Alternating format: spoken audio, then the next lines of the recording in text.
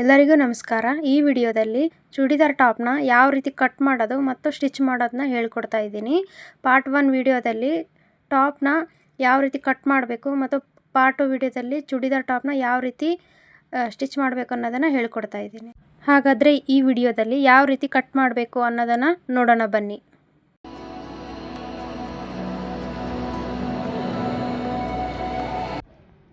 ಇವಾಗ ನಾನು ಮೇನ್ ಫ್ಯಾಬ್ರಿಕ್ನ ತೊಗೊಂಡಿದ್ದೀನಿ, ಅದರ ಜೊತೆಗೆ ಲೈನಿಂಗ್ ಫ್ಯಾಬ್ರಿಕ್ ಕೂಡ ತೊಗೊಂಡಿದ್ದೀನಿ.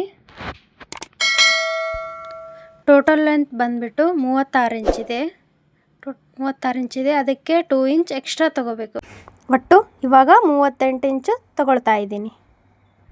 ಇವಾಗ ನಾನು 2 ಫೋಲ್ಡ್ನ ಹಾಕಿದ್ದೀನಿ. ಒಂದು ಕೆಳಗೆ, ಒಂದು ಮೇಲೆ, ಒಂದು ಫ್ರಂಟು, ಇನ್ನು ಒಂದು ಬ್ಯಾಕು. ನೆಕ್ ವಿಡ್ತು ಇದು ರೆಡಿ ನೆಕ್ ಬಂದಿದೆ, ಅದಕ್ಕೆ ನೆಕ್ ವಿಡ್ತು 2.5 ತೊಗೊಳ್ತಾ ಇದ್ದೀನಿ. ಇಲ್ಲಾಂದರೆ 2 ಇಂಚ್ ತೊಗೊಳ್ತಾ ಇದ್ದೆ. ಇವಾಗ neck width 2.5, shoulder 3 inch, total 5.5. Neck length ಬಂದುಬಿಟ್ಟು 6.5 ಅಂದರೆ 6.5 ಇಂಚ್ ತೊಗೊಳ್ತಾ ಇದ್ದೀನಿ. ನೆಕ್ಸ್ಟ್ ಇದಾದಮೇಲೆ ಆರ್ಮೋಲ್ನ ಮಾರ್ಕ್ ಮಾಡ್ಕೋಬೇಕು. ಆರ್ಮೋಲು ಟೋಟಲು ನಾನು 5 ಇಂಚ್ ಅಂದರೆ 5 ಇಂಚ್ ತೊಗೊಳ್ತಾ ಇದ್ದೀನಿ.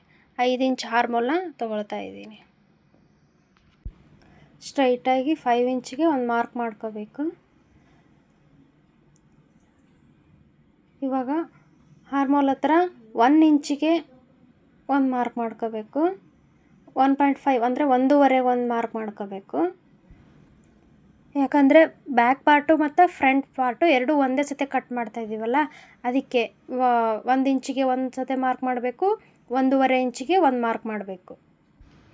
ಇವಾಗ ನಾನು 1/2 ಇಂಚ್ ಶೋಲ್ಡರ್ನ ಡೌನ್ ಮಾಡ್ತಾ ಇದ್ದೀನಿ.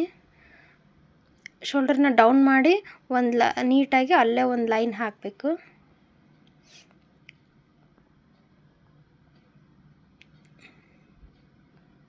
ನೆಕ್ಸ್ಟ್ ಇವಾಗ 13 ಇಂಚ್ ಸೈಡ್ನ ಕಟ್ನ ನಾನು ತೊಗೊಳ್ತಾ ಇದ್ದೀನಿ. 13 ಇಂಚು.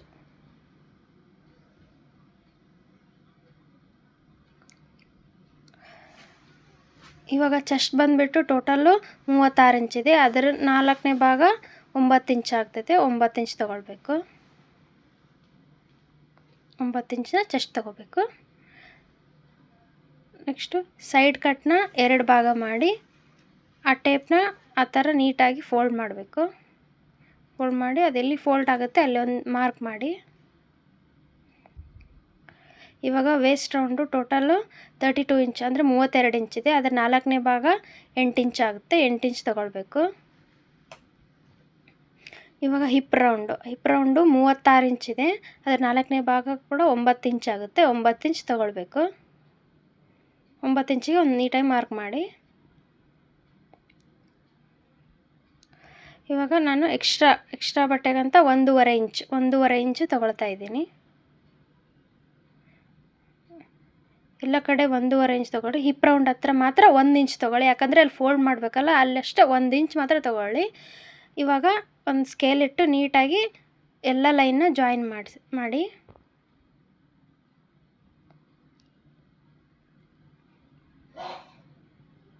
ಈ ಥರ ನೀಟಾಗಿ ಎಲ್ಲ ಲೈನ್ನ ಜಾಯಿನ್ ಮಾಡಬೇಕು.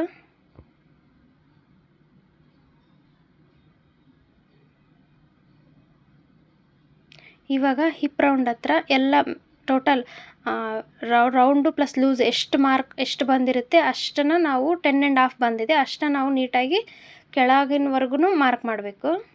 10.5 10.5 ಇಂಚ್ ಬಂದಿದೆ, 10.5 ಇಂಚಿಗೆ ಮಾರ್ಕ್ ಮಾಡ್ಕೋಬೇಕು. ಹಾಗಿದ್ರೆ ಶೇಪು ನೀಟಾಗಿ ಕೂತ್ಕೊಳ್ಳುತ್ತೆ.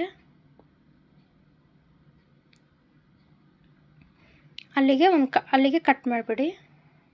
ಇವಾಗ ನೀಟಾಗಿ ಅದನ್ನ ಕಟಿಂಗ್ ಮಾಡಿ ಶೋಲ್ಡರ್ ಡೌನಿಂದ.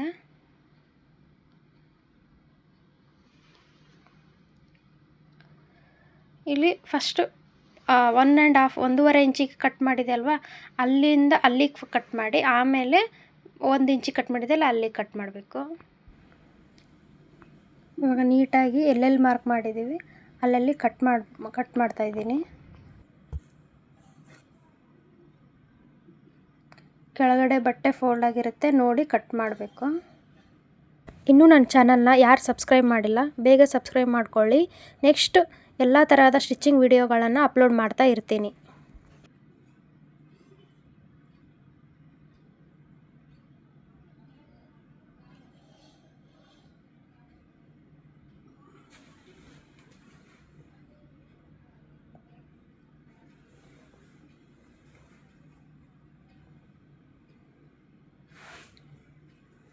ಇವಾಗ ಫ್ರಂಟ್ ಪಾರ್ಟ್ನ ಮತ್ತು ಬ್ಯಾಕ್ ಪಾರ್ಟ್ನ ನಾನು ಬೇರೆ ಬೇರೆ ಮಾಡ್ತಾಯಿದ್ದೀನಿ. ಬ್ಯಾಕ್ ಪಾರ್ಟ್ನ ತೆಗೆದಿಟ್ಕೊಂಡ್ಬಿಡ್ವಿ. ಇವಾಗ ಫ್ರಂಟ್ ಪಾರ್ಟ್ ಇರುತ್ತಲ್ಲ ಅದನ್ನು ನಾನು ಎರಡು ಕಡೆ ಮಾರ್ಕ್ ಮಾಡ್ಕೋತಾ ಇದ್ದೀನಿ. ಯಾಕಂದರೆ ನಮಗೆ ಸ್ಟಿಚ್ಚಿಂಗ್ ಮಾಡುವಾಗ ನೀಟಾಗಿ ಯಾವುದೇ ಕನ್ಫ್ಯೂಷನ್ ಇರಲಾರ್ದೆ ನೀಟಾಗಿ ಸ್ಟಿಚ್ ಮಾಡಿಬಿಡ್ಬೋದು. ಅದಕ್ಕೆ ನಾನು ಎರಡು ಹತ್ರನೂ ಮಾರ್ಕ್ ಮಾಡ್ತಾಯಿದ್ದೀನಿ. ಅದಕ್ಕೆ ಇದನ್ನ ರಿವರ್ಸಾಗಿ ಫೋಲ್ಡ್ ಮಾಡ್ತಾಯಿದ್ದೀನಿ. ಫೋಲ್ಡ್ ಮಾಡಿ ಈ ಥರ ಪ್ರೆಸ್ ಮಾಡಿದರೆ ಆ ಕಡೆ ಇರೋದು ಈ ಕಡೆ ಮೂಡುತ್ತೆ ಮಾರ್ಕು.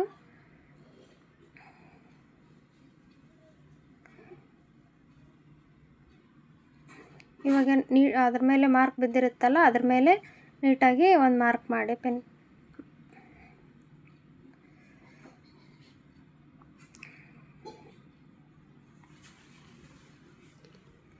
ಇವಾಗ ಬ್ಯಾಕ್ ಪಾರ್ಟ್ನ ನೆಕ್ ಯಾವ ಥರ ಕಟ್ ಮಾಡಬೇಕು ಅನ್ನೋದನ್ನು ಹೇಳ್ತಾ ಇದ್ದೀನಿ. ನೆಕ್ ವಿಡ್ತ್ ಬಂದುಬಿಟ್ಟು 2.5 ಇಂಚ್ ತೊಗೋಬೇಕು. 2.5 ಇಂಚೊಂದಿಗೆ ಮಾರ್ಕ್ ಮಾಡಿ ನೆಕ್ ಲೆಂತ್ ಟೋಟಲ್ ಲೆಂತ್ ಬಂದ್ಬಿಟ್ಟು ನೆಕ್ ಲೆಂತು 8 ಇಂಚ್ ತೊಗೊಳ್ತಾ ಇದ್ದೀನಿ. 8 ಇಂಚು. ಇನ್ನು ಮತ್ತೆ 2.5 ಇಂಚಿಗೆ ಒಂದು ಮಾರ್ಕ್ ಮಾಡಿ ಒಂದು ಬಾಕ್ಸ್ ಹಾಕಬೇಕು. ನಾನಿಲ್ಲಿ ರೌಂಡ್ ಶೇಪ್ನ ಮಾಡ್ತಾಯಿದ್ದೀನಿ. ನಿಮಗೆ ಯಾವ ಶೇಪ್ ಬೇಕೋ ಆ ಶೇಪ್ ಕೊಟ್ಕೊಳ್ಳಿ. ನನಗೆ ರೌಂಡ್ ಶೇಪ್ ಬೇಕಾಗಿರೋದ್ರಿಂದ ನಾನು ರೌಂಡ್ ಶೇಪ್ನ ತೊಗೊಳ್ತಾ ಇದ್ದೀನಿ. ಇವಾಗ ನೀಟಾಗಿ ಯಾವ ಥರ ಮಾರ್ಕ್ ಮಾಡೀನಿ ಅದ್ರ ಮೇಲೇ ಕಟ್ ಮಾಡಬೇಕು.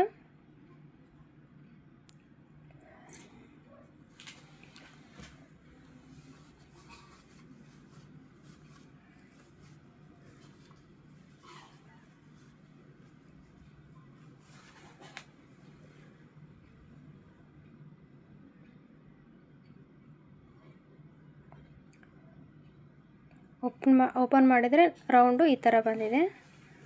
ಸ್ಲೀವ್ಸ್ನ ಯಾವ ಥರ ಕಟ್ ಮಾಡಬೇಕು ಅನ್ನೋದನ್ನು ಹೇಳ್ತಾ ಇದ್ದೀನಿ. ಸ್ಲೀವ್ಸ್ನ ಫಸ್ಟು 4 ಫೋಲ್ಡ್ನ ಮಾಡ್ಕೋಬೇಕು. 4 ಫೋಲ್ಡ್ ಆದಮೇಲೆ ಸ್ಲೀವ್ಸ್ ಲೆಂತ್ ರೆಡಿ ಲೆಂತ್ ಬಂದು 10 ಇಂಚು. 1 ಇಂಚ್ ಎಕ್ಸ್ಟ್ರಾ 1 ಇಂಚ್ ಎಕ್ಸ್ಟ್ರಾ ಅಂದರೆ 11 ಇಂಚ್ ತೊಗೊಳ್ತಾ ಇದ್ದೀನಿ. 11 ಇಂಚ್ಗೆ ಒಂದು ಸ್ಕೇಲಿಂದ ನೀಟಾಗಿ ಮಾರ್ಕ್ ಮಾಡಿ, ಮತ್ತು ಸ್ಲೀವ್ಸ್ ಡೌನು 3 ಇಂಚಿಗೆ ಒಂದು ಮಾರ್ಕ್ ಮಾಡಿ, ಅಲ್ಲಿ ಕೂಡ ಒಂದು ನೀಟಾಗಿ ಒಂದು ಲೈನ್ ಹಾಕ್ತಾಯಿದ್ದೀನಿ. ಸ್ಲೀವ್ ಲೂಸು ಟೋಟಲ್ 10 ಇಂಚಿದೆ. ನಾನು ಇವಾಗ 5 ಇಂಚಿಗೆ ಒಂದು ಮಾರ್ಕ್ ಮಾಡ್ತಾಯಿದ್ದೀನಿ. ಅಂದರೆ 2 ಭಾಗ 5 ಇಂಚು. ಇವಾಗ 1.5 ಇಂಚನ್ನ ನಾನು ಎಕ್ಸ್ಟ್ರಾ ಮಾರ್ಕ್ ಮಾಡ್ತಾಯಿದ್ದೀನಿ. ಇವಾಗ ಇಲ್ಲಿ ನಮಗೆ ಆರ್ಮೋಲು 7 ಇಂಚಿದೆ. 3/4 ಇಂಚನ್ನ ನಾನು ಕಡಿಮೆ ತೊಗೊಳ್ತಾ ಇದ್ದೀನಿ. ಪ್ಲಸ್ 1.5 ಇಂಚನ್ನ ನಾನು ಎಕ್ಸ್ಟ್ರಾ ಮಾರ್ಜಿನ್ ಅಂತ ತೊಗೊಳ್ತಾ ಇದ್ದೀನಿ. ಇವಾಗ 1.5 ಇಂಚನ್ನ ನಾನು ಮೇಲೆ ಸ್ಲೀವ್ ಹತ್ರ ಮಾರ್ಕ್ ಮಾಡ್ತಾಯಿದ್ದೀನಿ. ಅಲ್ಲಿಂದ ಕೆಳಗೆ ಡೌನ್ ತೊಗೊಳ್ಳಿ ನೀಟಾಗಿ.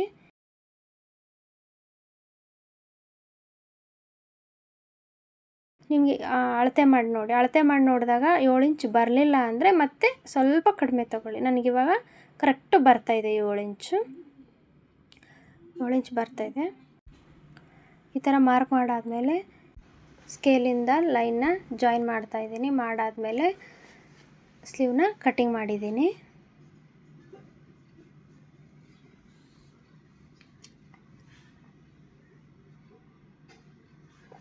ನೀಟಾಗಿ ಯಾವ ಥರ ಲೈನ್ ಇದೆ ಅದ್ರ ಮೇಲೇ ನೀಟಾಗಿ ಕಟ್ ಮಾಡ್ತಾಯಿದ್ದೀನಿ. ಕೆಳಗಡೆ ಬಟ್ಟೆ ಫೋಲ್ಡ್ ಆಗಿರುತ್ತೆ, ಅದನ್ನ ನೀಟಾಗಿ ಮಾಡಿ ಕಟ್ ಮಾಡಬೇಕು.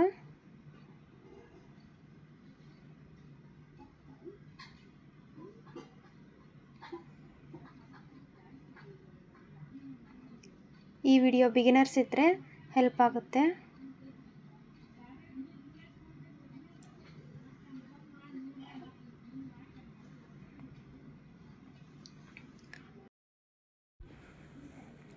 ಈಗ ಆರ್ಮೋಲ್ನ ಶೇಪ್ ಕೊಡ್ತಾಯಿದ್ದೀನಿ. 1/2 ಇಂಚ್ ಕೊಡಬೇಕು. 1/2 ಇಂಚ್ ಈ ಥರ ನೀಟಾಗಿ ನಿಧಾನಕ್ಕೆ ಮಾರ್ಕ್ ಮಾಡಬೇಕು. ಮಾರ್ಕ್ ಮಾಡಿದ ನಂತರ ನೀಟಾಗಿ ಈ ಥರ ಕಟ್ ಮಾಡಬೇಕು. ಇದು ಕಟಿಂಗ್ ವಿಡಿಯೋ ಆಗಿರುತ್ತೆ ಈ ಪಾರ್ಟು. ನೆಕ್ಸ್ಟು ಪಾರ್ಟ್ 2 ವಿಡಿಯೋದಲ್ಲಿ ನಾನು ಯಾವ ಥರ ಸ್ಟಿಚ್ ಮಾಡಬೇಕು ಅನ್ನೋದನ್ನು ಹೇಳ್ತೀನಿ. ನಾವು ಈ ಥರ ಶೇಪ್ ಕಟ್ ಮಾಡುವಾಗ ಅಪೋಸಿಟ್ ಸೈಡ್ ಇರಬೇಕು, ಸ್ಟಿಚ್ ಮಾಡುವಾಗ ಅಪೋಸಿಟ್ ಸೈಡ್ ಇರಬೇಕು. ಕರೆಕ್ಟ್ ಅದು ಫ್ರಂಟ್ಗೆ ಬರಬೇಕು ಶೇಪ್ನ. ಆ ಶೇಪ್ ಕಟ್ ಮಾಡಿರ್ತೀವಲ್ಲ ಅದು ನಮಗೆ ಫ್ರಂಟಿಗೆ ಬರಬೇಕು ಸ್ಟಿಚ್ ಮಾಡುವಾಗ. ಈ ಥರ ನಮಗೆ ರಾಂಗ್ ಸೈಡ್ ಅಂತ ಮಾರ್ಕ್ ಮಾಡ್ತಾಯಿದ್ದೀನಿ. ಇದನ್ನು ನಾನು ಇವಾಗ ಎಲ್ಲ ಲೈನಿಂಗ್ ಕಟ್ ಮಾಡಿದ್ನಿ ಅಲ್ವಾ, ಅದನ್ನು ನಾನು ಮೇನ್ ಫ್ಯಾಬ್ರಿಕ್ ಮೇಲೆ ಈ ಥರ ಕಟ್ ಮಾಡಿದ್ದೀನಿ. ಸ್ಲೀವ್ಸು, ಬ್ಯಾಕು, ಫ್ರಂಟು ಎಲ್ಲ ಕಟ್ ಮಾಡಿದ್ದೀನಿ.